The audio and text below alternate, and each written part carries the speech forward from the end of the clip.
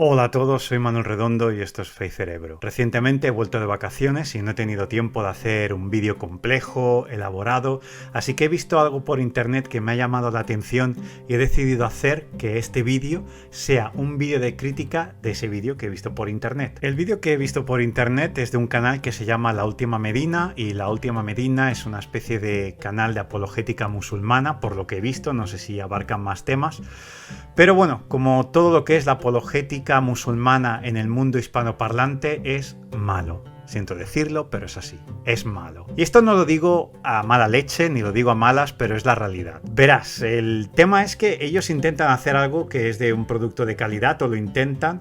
Intentan no ser herméticos, intentan ser más abiertos, pero el nivel académico que usan es bajo. Es un rigor académico muy malo, y esto demuestra que en el fondo siguen siendo herméticos, porque por lo que yo veo o por lo que yo entiendo, no han expuesto sus creencias o sus ideas o su conocimiento fuera de la burbuja en la que deben de estar metidos o en la que se mueven, porque si ellos saliesen de la burbuja se quebrantarían por completo. Es básicamente lo que creo. Pero bueno, esto es una opinión propia, el tema de la burbuja y el tema del hermetismo.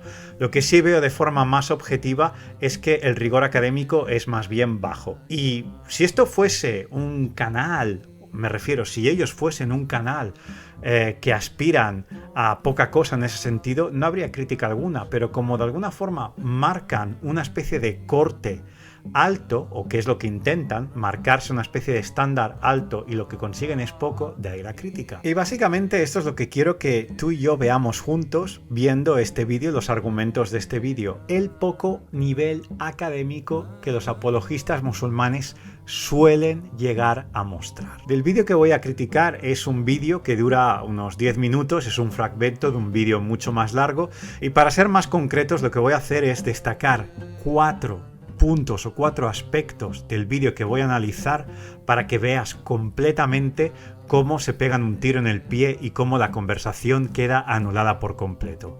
Dejo un link en descripción del vídeo para que lo puedas ver si quieres. Y bien, lo que voy a hacer es eso, exponer los 4 puntos, aunque podría hablar mucho más, porque son muchos más puntos los que se podrían analizar y desacreditarlos por completo, pero esos 4 puntos que voy a analizar son suficientes y eso, se pegan un tiro en el pie. El tema del vídeo es si el Islam se expandió por la espada, es decir, a través de la violencia, a lo cual ellos responden que no es así, que eso es un mito que se inventó Occidente. Para demostrar que efectivamente es así, el Islam, al menos desde sus inicios, no tuvo la intención de expandirse por la espada, lo que hacen es invitar a un historiador musulmán para que a través de sus argumentos se justifique el tema, es decir, que el Islam no se expandió por la espada, al menos desde sus inicios. Y es más, de hecho, el vídeo, como podrás ver, tiene un thumbnail, una portada, en la cual pone algo así como definitivo. Como si lo que explican es definitivo y no puede existir ningún contraargumento. Pero ahora vas a ver que efectivamente puedo poner todos los argumentos que me dé la gana en contra de ellos. Y ahora verás. Y empiezo. Lo primero que quiero analizar es el concepto expandirse por la espada. El chico que habla dice que los comienzos del Islam demuestran que en su agenda no estaba el expandirse por la espada, ya que está el ejemplo de las 6 cartas que ciertos musulmanes enviaron a ciertos reinos invitándoles a aceptar el Islam, y encima este chico define que la invitación al Islam no es un cambio a algo nuevo, sino es una invitación a practicar bien la antigua religión, y pone de ejemplo a uno de los destinatarios de esas cartas, que era un rey cristiano, y la invitación islámica era practicar bien la religión cristiana. A este punto vuelvo luego porque se pegan un tiro en el pie, de hecho se pegan muchos. Pero vayamos primero al concepto de expandirse por la espada. Verás, es una triquiñuela el decir que el Islam no se expandió por la espada porque primero se enviaba una carta. Si este chico supiera algo de historia, sabría que ningún imperio o ejército o reino declararía la guerra sin previo aviso, sin comunicación alguna o sin una narrativa en que ambos bandos hayan participado. Me explico, cuando un imperio o lo que sea que quiere expandirse tiene que saber jugar sus cartas. La guerra siempre tiene costes, incluso para el que gana, y conviene arriesgar lo mínimo posible. Incluso si atacas a otro ejército sin enviarle carta alguna, invitándole a formar su religión porque sabes que vas a ganar sin perder soldado alguno, esto te costará a largo plazo. Los reinos de alrededor sabrán que juegas sucio y lo tendrás más difícil en futuras campañas. Incluso lo normal es que cuando entras en batalla contra otro ejército pierdes soldados y esa pérdida de soldados te afecta para futuras campañas. ¿Qué quiero decir con esto? Que el hecho de enviar una carta o un emisario para evitar una masacre no equivale automáticamente a no expandirse por la espada. De lo contrario, la Pax Romana nunca se extendió por la espada y la lista de imperios seguiría. Ahora sí, escucha lo que el chico historiador tiene que decir al respecto. Una vez que no se convirtió el resto de la gente, el Islam lo que quería era expandir la religión mediante la palabra, pero claro, lo que pasó es, por ejemplo, siempre cuando te atacan necesitas una respuesta para cualquier pueblo, para cualquier gobierno. Eso es lo primero. La naturaleza del Islam es expandirse y no acepta fácilmente el no como respuesta. Pero si sabes que un reino no quiere tu religión, he aquí donde se demuestra la expansión por la espada, cuando en vez de aceptar el no como respuesta, se insiste en convertir al reino en cuestión. Y ahora quiero conectar esto con la idea de que los musulmanes invitaban a los no musulmanes a practicar bien el cristianismo como sinónimo del Islam. Si el Islam es la forma ortodoxa o pura de practicar el monoteísmo, ya sea judaísmo o cristianismo, entonces este historiador demuestra que la práctica del Islam es una distorsión del verdadero cristianismo y no al revés. Me explico. El chico que parece ser historiador dice que el Islam invitaba a los infieles a reformarse, pero el Islam debe saber defenderse. Es lo que saco como conclusión cuando dice, literalmente, siempre cuando te atacan necesitas una respuesta para cualquier pueblo, para cualquier gobierno. Dicho esto, ¿es esto lo que enseña el cristianismo? Todo lo contrario. Y voy a poner 4 ejemplos que así lo demuestran. 4 de los muchos que podría poner. Primero, quiero destacar algo que Jesús mismo dice en Mateo capítulo 26, versículo 52. El contexto es su arresto antes de la crucifixión. Una turba de soldados capturan a Jesús y Pedro, en defensa de su maestro, le corta la oreja a un soldado y Jesús le dice a Pedro, vuelve tu espada a su sitio, porque todos los que tomen la espada, a espada perecerán. Esto está en contraposición de la misión de Jesús, que en vez de ir matando herejes, decidió morir en lugar de ellos. Así que deja claro que el evangelio no se expande por la espada ni por defensa propia. Segundo, Jesús dice lo siguiente en el Sermón del Monte. Habéis oído que se dijo ojo por ojo y diente por diente, pero yo os digo, no resistáis al que es malo, antes bien, a cualquiera que te abofetee en la mejilla derecha, vuélvele también la otra. Como puedes ver, Jesús no dice siempre cuando te atacan necesitas una respuesta para cualquier pueblo, para cualquier gobierno. No, dice todo lo contrario, no resistáis al que es malo. Tercero, Pablo dice en Romanos 12, versículo 19, amados, nunca os venguéis vosotros mismos, sino dad lugar a la ira de Dios, porque escrito está, mía es la venganza, yo pagaré, dice el Señor. El apóstol es claro, nunca os venguéis, eso le pertenece solo a Dios. Y cuarto, aunque como he dicho antes podría citar muchísimos más ejemplos, quiero destacar uno que hace de espejo perfecto con la narrativa que explica este chico historiador sobre enviar emisarios que son despreciados. Me refiero a la parábola de los labradores malvados en Marcos 12. Deja que la lea. Entonces comenzó a hablarles en parábolas. Un hombre plantó una viña y la cercó con un muro, cavó un estanque debajo del lagar y edificó una torre. La arrendó a labradores y se fue de viaje. Al tiempo de la vendimia envió un siervo a los labradores para recibir de los labradores su parte de los frutos de la viña. Pero ellos, echándole mano, lo golpearon y lo enviaron con las manos vacías. De nuevo les mandó otro siervo y a él lo hirieron en la cabeza y lo trataron vergonzosamente. Y envió a otro, y a éste lo mataron, y así con otros muchos, golpeando a unos y matando a otros. Todavía le quedaba uno, un hijo amado, y les envió a este último, diciendo: respetarán a mi hijo. Pero aquellos labradores se dijeron entre sí: este es el heredero, venid, matémosle, y la heredad será nuestra. Y echándole mano, lo mataron y lo arrojaron fuera de la viña. ¿Qué hará entonces el dueño de la viña? Vendrá y destruirá a los labradores y dará la viña a otros. ¿Ni aun esta escritura habéis leído? La piedra que desecharon los constructores, esa en piedra angular se ha convertido. ¿Esto fue hecho de parte del Señor y es maravilloso a nuestros ojos? Esta parábola es fascinante porque describe una situación bastante parecida a la narrativa islámica mencionada por el historiador de turno. Los musulmanes enviaban emisarios invitando a los infieles a reformar su religión, pero cuando las cosas se tuercen, ya sabes, siempre cuando te atacan necesitas una respuesta, para cualquier pueblo, para cualquier gobierno. Bien, en este caso, Jesús explica que cuando Dios quiso ver los resultados espirituales de su pueblo, envió emisarios y estos fueron maltratados e incluso asesinados, hasta el punto de enviar a su hijo, el cual fue también asesinado. Una situación muy parecida a la descrita en el vídeo. Pero, ¿qué tiene de diferente según las conclusiones que Jesús explica? Que la venganza la aplicará el propio dueño de la viña, es decir, Dios. La felicidad del cristiano no es vengarse, sino ser feliz con el hecho de que es heredero del reino.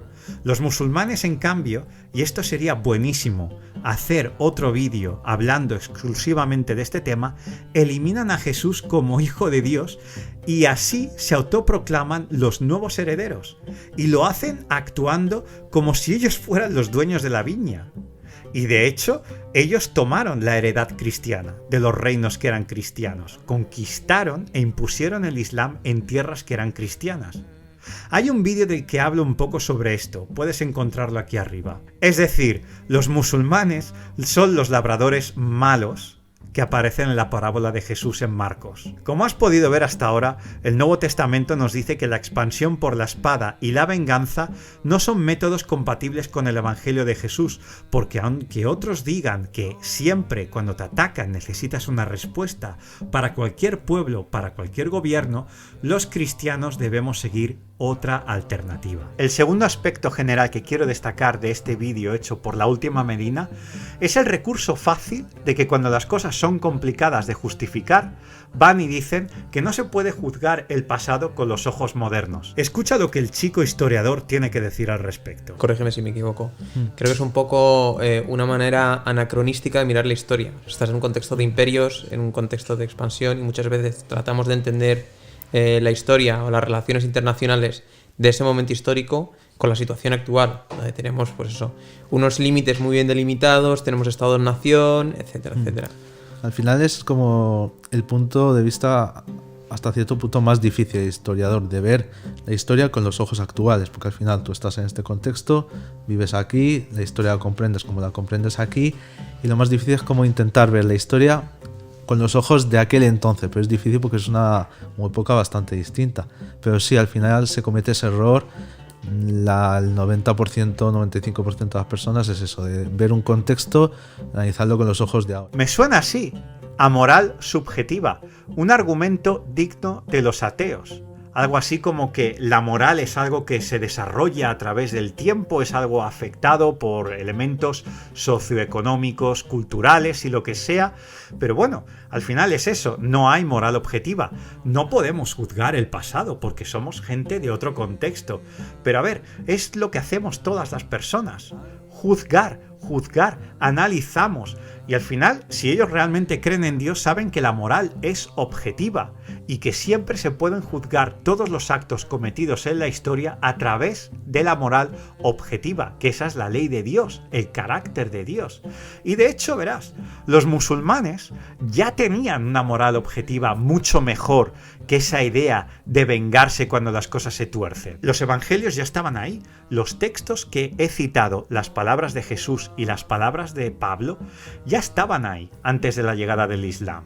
Ya había manuscritos y Biblias y Nuevos Testamentos donde hablaban de esa moral. esa moralidad objetiva de no devolver ojo por ojo, diente por diente, de no vengarse, de dejar la venganza a Dios, de no resistir al malo. Todo eso que ya he mencionado antes ya estaba ahí antes de que el Islam llegara. Es decir, que los musulmanes no pueden juzgar el tema de que, bueno, es que no se puede juzgar los tiempos que son diferentes porque, bueno, son subjetivos o hay una brecha difícil de analizar. No, no. Mi Nuevo Testamento ya estaba ahí. Y ese estándar altísimo de moral objetiva, de humildad, de dejar la venganza a Dios, de amar al ser humano, de humildad hasta el punto de morir si es necesario en vez de masacrar, eso ya estaba ahí. No hay excusa. No hay excusa alguno.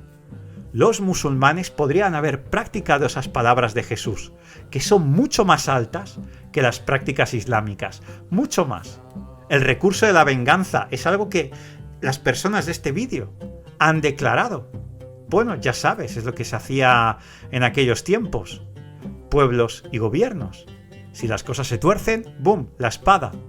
Pero eso no son las palabras de Jesús. Así que no me vale para nada la afirmación de es otro contexto. Además de lo que he dicho hasta ahora, el chico historiador habla de sacar conclusiones de ejemplos concretos sin saber su contexto, pero precisamente él hace eso al justificar que el Islam no se expandió por la espada porque Abisinia no fue conquistada. Bueno, lo de Abisinia también es merecedor de otro vídeo. Pero bueno, lo dejo ahí. El chico historiador menciona que una de las 6 cartas buenrollistas fue enviada al líder del imperio sasánida, pero no menciona las brutales incursiones para invadir a los persas, que acabaron sucumbiendo al Islam. No es un mito, está ahí. Luego habla de que el imperio otomano no impuso el Islam por la fuerza porque muchas regiones ex-otomanas, como Serbia, por ejemplo, una vez que el Imperio Otomano cayó, Serbia dejó de ser un país de mayoría musulmana. ¡Madre mía! Eso más bien demuestra que el Islam se impuso por la fuerza, porque una vez deja de ser forzado, ya no queda tanto Islam. Verás, si el Islam hubiera sido abrazado debido a lo majo que es, a lo suculento, a lo atractivo, hubiera seguido en Serbia después de la caída del Imperio Otomano.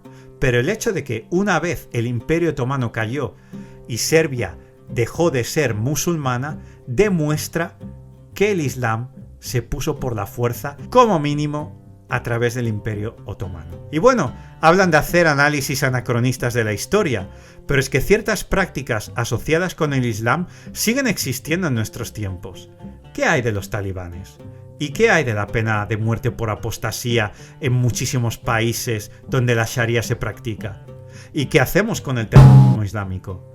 Y ya que mencionan al Imperio Otomano y hablan de analizar la historia con los ojos actuales, ¿qué hay del genocidio armenio realizado por los otomanos?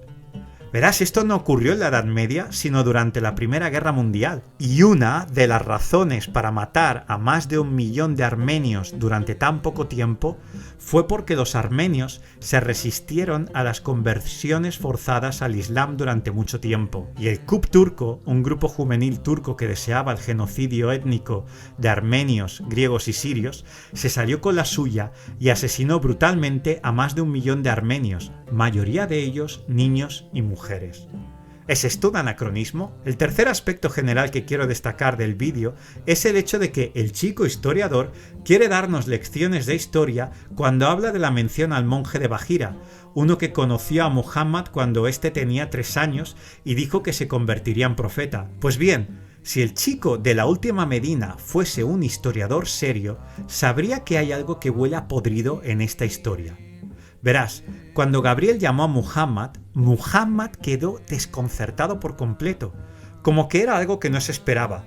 Y esto no encaja con la idea de que ya de pequeño hubo un monje que predijo que sería profeta. Si lo del monje Bajira hubiera sido verdad, Muhammad habría entendido el llamado de Gabriel y no habrían tenido que ser otros los que le dijeran y llegasen a la conclusión a través del tiempo que tal vez, en vez de un demonio, fue un ángel quien le llamó a ser profeta. Y por último, aunque podría seguir con una lista larga de contradicciones y errores fatales que el chico menciona, Este chico, este historiador, habla de la jizya, del impuesto islámico a los cristianos y judíos, y dice que los cristianos y judíos vivían muy bien con los musulmanes, que lo único que tenían que hacer era pagar ese impuesto, y ese impuesto encima les garantizaba a los cristianos y a los judíos protección.